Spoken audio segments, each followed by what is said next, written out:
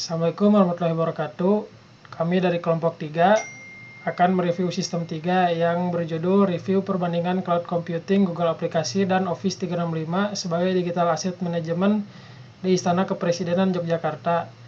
Review sistem kami ini untuk memenuhi ujian akhir semester mata kuliah topik khusus teknik elektro yang beranggotakan Muhammad Arsyad dengan NRP 11 2019 047.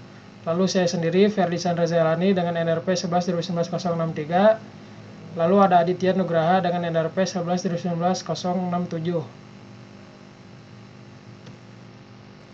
Yang pertama ini poin pembahasannya.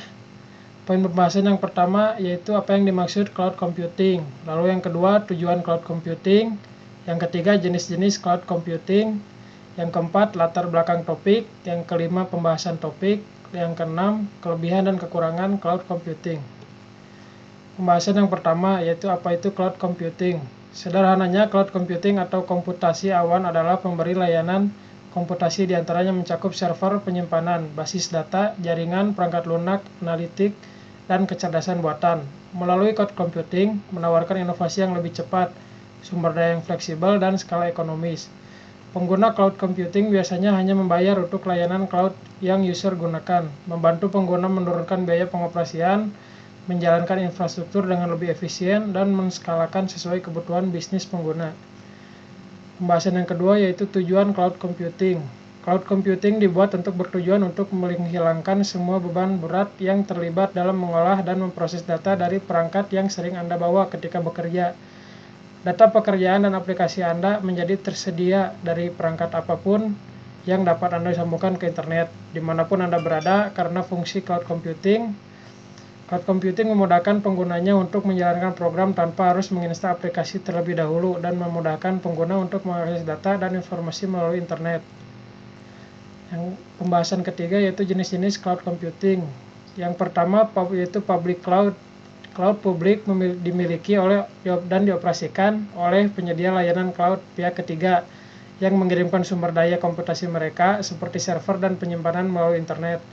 Microsoft Azure adalah contoh cloud publik. Yang kedua, private cloud.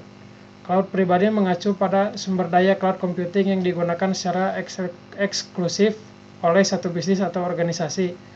Cloud pribadi dapat secara fisik ditempatkan di pusat data di tempat perusahaan. Slide selanjutnya akan dijelaskan oleh teman saya yaitu Muhammad Arsyad dengan NRP 11 2019 047. Oke, baik, Ferdi. Selanjutnya akan dijelaskan oleh saya sendiri. Dan yang ketiga ini ada hybrid cloud atau juga disebut cloud hybrid, menggabungkan cloud publik dan pribadi, terikat bersama oleh teknologi yang memungkinkan data dan aplikasi dibagi antara keduanya. Dengan memungkinkan data dan aplikasi berpindah antara cloud pribadi dan publik, cloud hybrid memberi Anda fleksibilitas yang lebih besar, opsi penerapan yang lebih banyak, dan membantu mengoptimalkan infrastruktur keamanan dan penyesuaian yang ada. Selanjutnya, poin yang keempat, yakni latar belakang topik.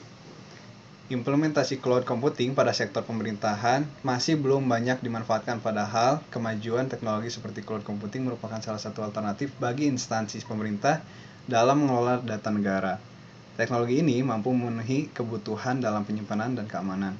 Hal ini bertujuan untuk mengkaji pemanfaatan cloud computing sebagai digital asset management atau disingkat DAM yang cocok diterapkan di lingkungan Istana Kepresidenan Yogyakarta dan merancang pemanfaatan cloud computing kategori software as a service atau SaaS untuk menghasilkan berbagai manfaat seperti menghindari terjadinya duplikasi data saat berkoordinasi antara pegawai dan sinkronisasi data untuk mempermudah pekerjaan dan pengolahan data dengan tetap melibatkan banyak pengguna. Selanjutnya, poin kelima yakni pembahasan topik. Implementasi digital asset management sistem yang dibangun dengan tujuan untuk memfasilitasi penyimpanan, pengambilan, pemanfaatan, dan penggunaan kembali file digital. Membangun digital asset management atau DAM dapat menghasilkan keuntungan baik individu maupun bagi lembaga, di mana file digital tersedia secara online dapat diakses, didownload, dan atau juga disortir lebih cepat dan lebih sering dibanding dengan yang tersedia dalam format tercetak. Untuk pembahasan selanjutnya akan dijelaskan oleh Aditya Nugraha dengan NRP 11/2019-067. Baik, terima kasih untuk Muhammad Arsyad. Di sini saya akan menjelaskan mengenai pembahasan topik. Ada dua opsi yang dipilih untuk penggunaan sistem cloud computing di Istana Kepresidenan Yogyakarta. Google Apps dan Office 365 dipilih untuk memenuhi kebutuhan kolaborasi kerja secara online mengingat Google dan Microsoft merupakan market leader di industri IT. Dengan mengimplementasikan Google Apps dan Office 365 mengharapkan dapat meningkatkan produktivitas dan kolaborasi kerja. Perbandingan Google Apps dan Office 365 dilakukan untuk mengetahui cloud apps mana yang dapat diterima dan digunakan dengan mudah oleh pengguna. Namun, berdasarkan hasil perhitungan terhadap evaluasi usability layanan Office 365, diperoleh nilai rata-rata SUS System Usability Scale adalah sebesar 77,22. Sedangkan hasil pengolahan evaluasi usability layanan Google Apps menunjukkan bahwa nilai rata-rata SUS atau System Usability Scale adalah sebesar 75%. Hal ini menunjukkan bahwa tingkat usabilitas sistem DAM diterima dan digunakan dengan mudah oleh pengguna untuk mencapai tujuan organisasinya dan membantu dalam melaksanakan tugasnya. Dari hasil perbandingan DAM, diketahui bahwa Google Apps lebih baik dari segi pemanfaatan produk, efektivitas dan penghematan biaya, tetapi berdasarkan evaluasi usability, pengguna lebih nyaman menggunakan Office 365 dikarenakan pengguna lebih familiar dengan aplikasi Microsoft Office seperti Word, Excel, dan banyak aplikasi Office lainnya, sehingga lebih mudah untuk beradaptasi dibandingkan dengan Google Apps. Aplikasi yang sudah terinstall di masing-masing komputer pengguna rata-rata menggunakan Microsoft Office, sehingga memudahkan untuk mengedit secara offline dan hanya butuh akses internet untuk mensinkronkan ke cloud. Yang keenam, ada kelebihan dan kekurangan cloud computing. Untuk kelebihannya, user hanya membayar kapasitas penyimpanan yang benar-benar dipakai. Kedua, penggunaan tidak perlu membeli storage device dan menginstal berbagai softwarenya. Ketiga, pemeliharaannya ditanggung oleh provider.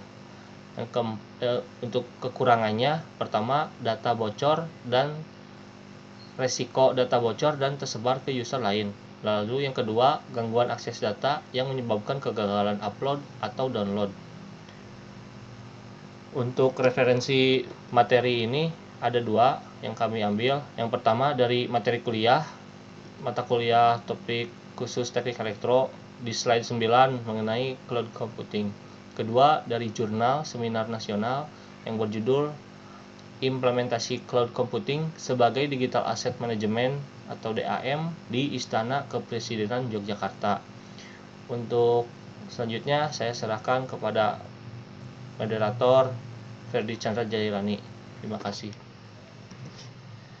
Ya, sekian review sistem dari kami. Terima kasih untuk perhatiannya, semoga bermanfaat. Mohon maaf apabila masih ada kekurangan. Wassalamualaikum warahmatullahi wabarakatuh.